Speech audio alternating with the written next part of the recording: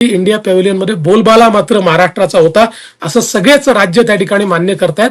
ही आपल्याकरता अतिशय आनंदाची गोष्ट आहे. म्हणून मी महाराष्ट्राच्या जनतेचे मनापासून आभार मानतो की आपण ही संधी दिल्यामुळे आम्ही या सगळ्या गोष्टी या ठिकाणी करू शकलो.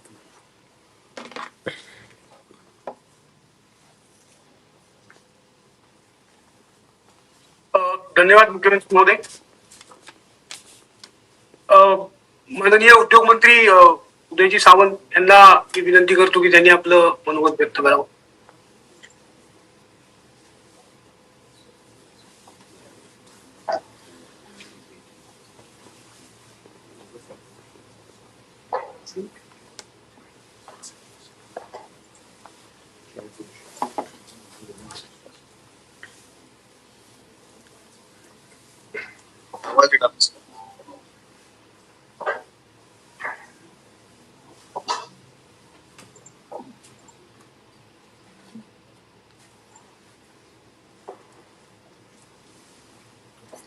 सामंत सर, आपण आपलं मनोगत व्यक्त करू शकता.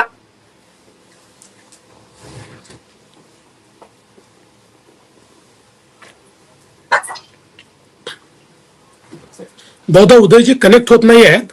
ते आहेत पण त्यांचा व्हिडिओ कदाचित कनेक्ट होत नसेल. मी प्रयत्न करतोय सर. एक सेकंद.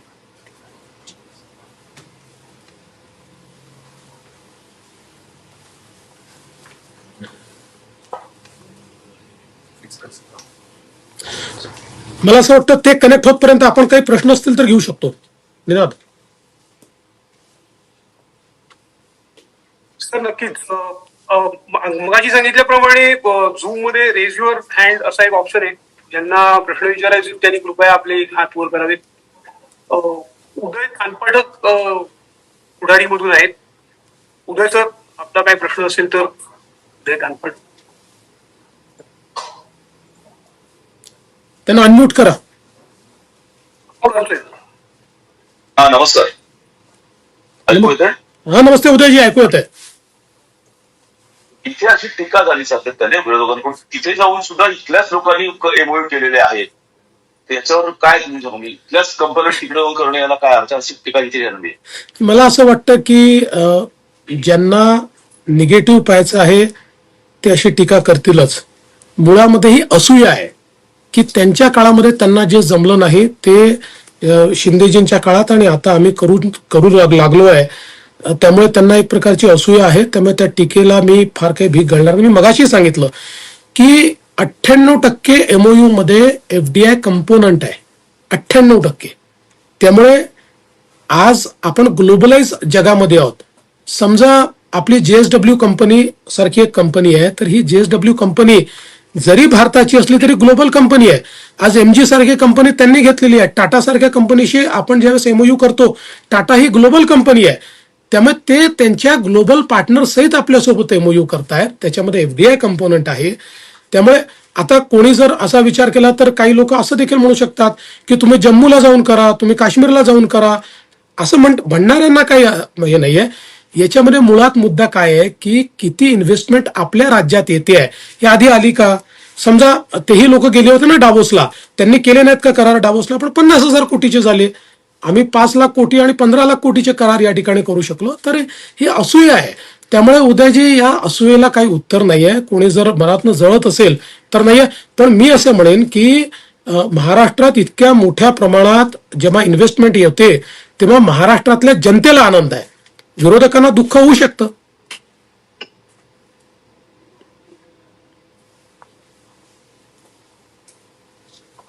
दैनिक भास्कर से विनोद यादव है. विनोद जी, आप अपना सवाल पूछ सकते हैं. आपको अनम्यूट किया गया है. विनोद भाई. देवेंद्र जी, तुम्हाला खूप खूप शुभेच्छा सर. थँक्यू. जवळपास 16 लाख रोजगार निर्माण होणार असे 15,70,000 लाखचे एमओ झालेले आहेत. त्याबद्दल तर माझा प्रश्न असा आहे, याच्यामध्ये सर मराठवाडा आपला जो आहे तिथे किती निवेश येणार आहे, तिथे रोजगार किती निर्माण होणार आहे, ते माहिती एक आपल्याकडून अपेक्षित आहे सर. दुसरा, महाविकास आघाडी जी सरकार होती त्याच्या तुलनेमध्ये सर यावेळी किती गुंतवणूक एमओयू मध्ये वाढ झालेली आहे सर? बघा, मी सेक्टोरली त्याचा ब्रेकअप इंडियन भारतामध्ये आल्यानंतर पूर्ण देईल आपल्याला. पण इनिशियली मला जे काही लक्षात येत आहे ते जवळपास 20-25 हजार कोटी रुपयाची गुंतवणूक आणि खूप चांगले मॅन्युफॅक्चरिंग मधले लोक हे मराठवाड्यामध्ये त्या ठिकाणी येत आहेत. त्यामुळे मराठवाड्यातही मोठ्या प्रमाणात गुंतवणूक आलेली आहे आणि त्याच्यामध्ये चांगली रोजगार निर्मिती देखील होते आहे. तुम्ही जो दुसरा प्रश्न विचारला तर आपल्याला माहिती आहे की ज्यावेळेस मागच्या काळामध्ये महाविकास आघाडीच्या सरकारमध्ये डावोसमध्ये करार झाले होते तर साधारण माझा अंदाज आहे 50-75 हजार कोटी रुपयाचे करार झाले होते. आता ते 16 लाख कोटीचे झाले आहेत. त्यामुळे मोठ्या प्रमाणात हे करार झाले आहेत. धन्यवाद. Manisha Rege is from PTI. She wants to ask a question. Manisha, just being unmuted. Manisha, please go ahead in a minute. Hello हा मनीषा बोला. हॅलो सर, तुम्ही हे आउट ऑफ दी 61 MOUs हे 7 स्ट्रॅटेजिक आहेत म्हणजे काय आहे याचा अर्थ? याचा अर्थ जसं MMRDA काही करार आहेत ज्याच्यामध्ये गुंतवणूक नाही आहे, त्याच्यामध्ये स्ट्रॅटेजिक पार्टनरशिप केलेली आहे. त्याच्यामध्ये समजा आपल्याला ज्याला आपण मोबिलिटी म्हणतो, या मोबिलिटीमध्ये आपला मोबिलिटी प्लॅन तयार करण्यामध्ये मदत होणार असेल किंवा काय एखादी युनिव्हर्सिटी आपल्याला त्याच्यामध्ये मदत करणार असेल, असे स्ट्रॅटेजिक एरियाजमध्ये ज्याच्यात they are not bringing investment, ते गुंतवणूक आणत नाही आहेत, ते नॉलेज आणतात. अशा प्रकारचे 7 आहेत आणि बाकी सगळे गुंतवणुकीचे आहेत. ओके, मी 54+7 +7. आणि तुम्ही म्हणजे मगाशी ते गडची आपलं मराठवाड्यामध्ये तुम्ही 20 to 25,000 lakh crore असं म्हणताय ना इन्व्हेस्टमेंट इन मॅन्युफॅक्चरिंग? हा, जवळपास माझा अंदाज आहे की 25 ते 30 हजार कोटी रुपयाचे असतील. कारण आता ते आम्ही ऍक्च्युली आमचं काम चालू होतं पण ते पूर्ण होऊ शकलं नाही कारण इतक्या फास्ट हे सगळे MOUs झाले. तर आता सेक्टोरली म्हणजे एकेका विभागाचं आम्ही त्याच्यामध्ये बायफर्केशन करतोय. Okay, thank you sir. थँक्यू.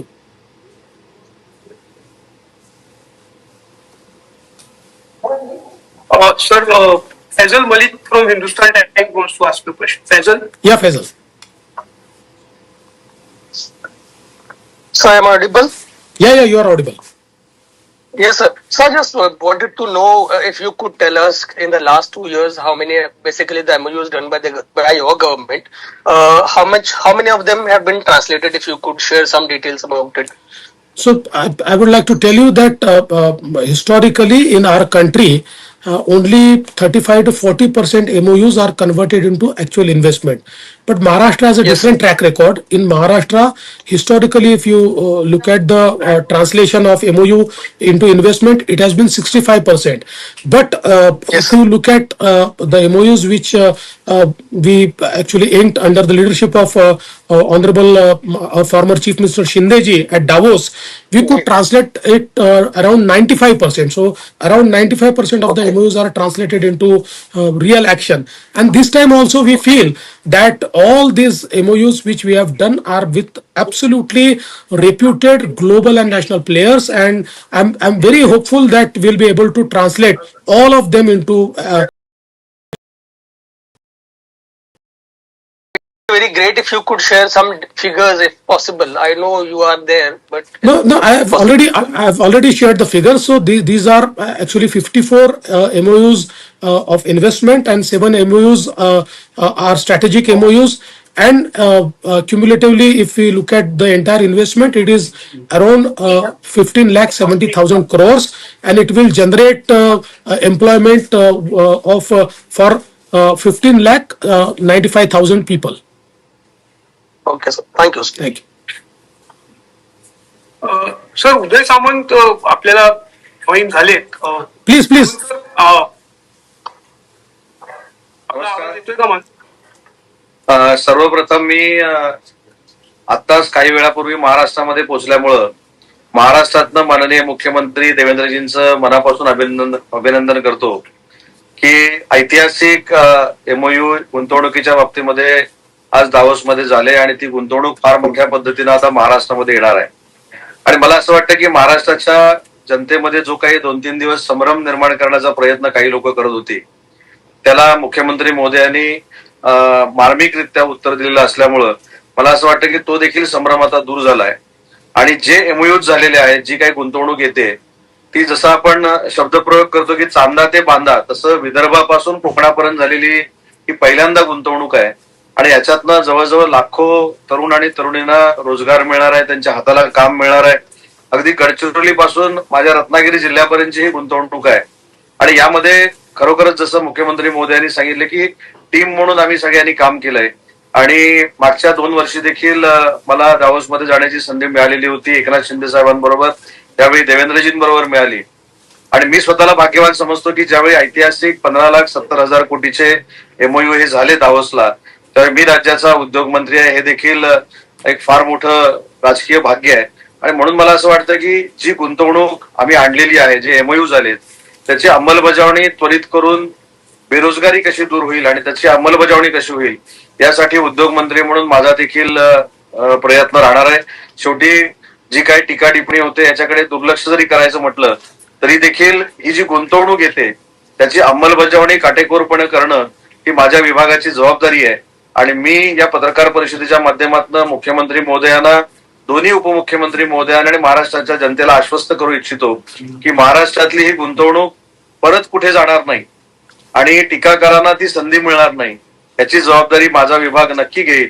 आणि म्हणून पुन्हा एकदा मी महाराष्ट्रात असल्यामुळे मुख्यमंत्री महोदयांचं अभिनंदन करतो, आमच्या सगळ्या टीमचं अभिनंदन करतो. आणि जे ऐतिहासिक एमओयू झालेले आहेत त्याच्यातनं महाराष्ट्रामध्ये औद्योगिक क्रांती तर घडेलच, परंतु फिनान्शियल ग्रोथ देखील महाराष्ट्राची नक्की होईल याचा विश्वास बाळगतो आणि थांबतो. जय हिंद, जय महाराष्ट्र. सर धन्यवाद. मृणालिनी नानिवडेकर यांना प्रश्न विचारायचा आहे. मृणालिनी मॅम, मी आपल्याला विनंती करतो आपण प्रश्न विचारा.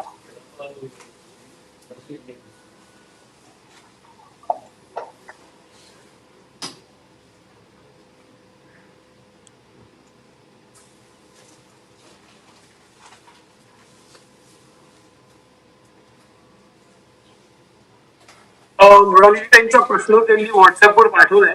सॉरी, कारण त्यांना कनेक्शन मध्ये काहीतरी प्रॉब्लेम आहे. What was discussed at Davos about AI in light of Maharashtra? I think मला वाटतं अतिशय महत्वाचा प्रश्न आहे. आणि आता एआय मुळे जवळजवळ सगळ्या इंडस्ट्री चेंज होत आहेत. एआय मुळे सगळं जॉब मार्केट चेंज होत आहे. आणि महाराष्ट्रामध्ये आपली ही भूमिका राहिलेली आहे की we have to embrace the technology. आपण ग्लोबलाइज जगामध्ये आहोत. ग्लोबलाइज जगामध्ये आपल्याला दरवाजे बंद करून चालत नाहीत. त्याच्यामुळे महाराष्ट्र खरं म्हणजे पहिलं राज्य आहे ज्यांनी गुगल सोबत आपण centre of excellence in AI already सुरू केलेलं आहे. आपल्या गव्हर्नन्समध्ये आपण एआयचा यूज चालू केलेला आहे. आणि आता त्याच्या पलीकडे जाऊन आपलं जे कटिंग एजवर सगळ्यात प्रायमरी इन्स्टिट्यूशन आहे ITI, इथे देखील एआय आपल्याला सुरू करायचं आहे. त्या संदर्भात आपली कारवाई आपण चालू केलेली आहे. आणि एवढंच नाही तर आपण हा देखील निर्णय घेतलेला आहे की आपण एक इनोव्हेशन सिटी आपण तयार करणार आहोत नवी मुंबईमध्ये, जी जगभरातल्या इनोव्हेशन्स करता एक इकोसिस्टीम तयार करेल आणि जी एआय पॉवर्ड असेल. त्यामुळे मला असं वाटतं की एआयचं महत्व आपल्याला समजून घ्यावंच लागेल. आणि एआय मध्ये फर्स्ट मूव्हर हा महाराष्ट्र असला पाहिजे असा आमचा प्रयत्न आहे. त्या दृष्टीने इथे अनेक टेक्नॉलॉजी जायंटशी आमची चर्चा झालेली आहे. अनेक टेक्नॉलॉजीजचे जे काही वेगवेगळ्या प्रकारचे उपयोग आहेत ते आम्ही बघितलेले आहेत आणि आम्हाला ते महाराष्ट्रामध्ये आणायचे आहेत.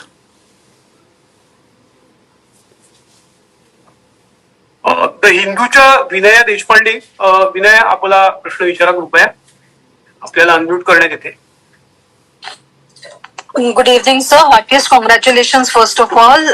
Ani, there is a lot of buzzword around sustainability, even in the World Economic Forum. In view of that, especially with respect to the climate change and the disasters it is causing worldwide, there are concerns even in Maharashtra with the way the automotive sector is also developing. Are there any specific discussions with respect to sustainability at a time when you're saying that so many investments will come? How will the state government ensure that they will be in line with sustainable development and will address the climate change issues that are being raised everywhere? Thank you. Thank you, Vinaya. I think this is a very good question, and I must tell you that most of our MOUs are around sustainability. In fact, we have discussed here and we have inked MOUs which are around circular economy, which are around renewable energy, which are around green hydrogen, which are around water sustainability issues, also around clean fuel issues. So I think the focus in the Davos, along with AI, it was sustainability, and that has reflected in the investments as well. Today, we are becoming the EV hub of India. So much of investment is going into electric vehicles in the state of Maharashtra, whether it is in EV cars, whether it is in EV buses. The entire transportation ecosystem is being developed, and apart from that, also we have got investments in solar manufacturing, and not just solar, the entire solar ecosystem manufacturing. So I think these investments are around sustainability, and we are getting a lot of investments in sustainability.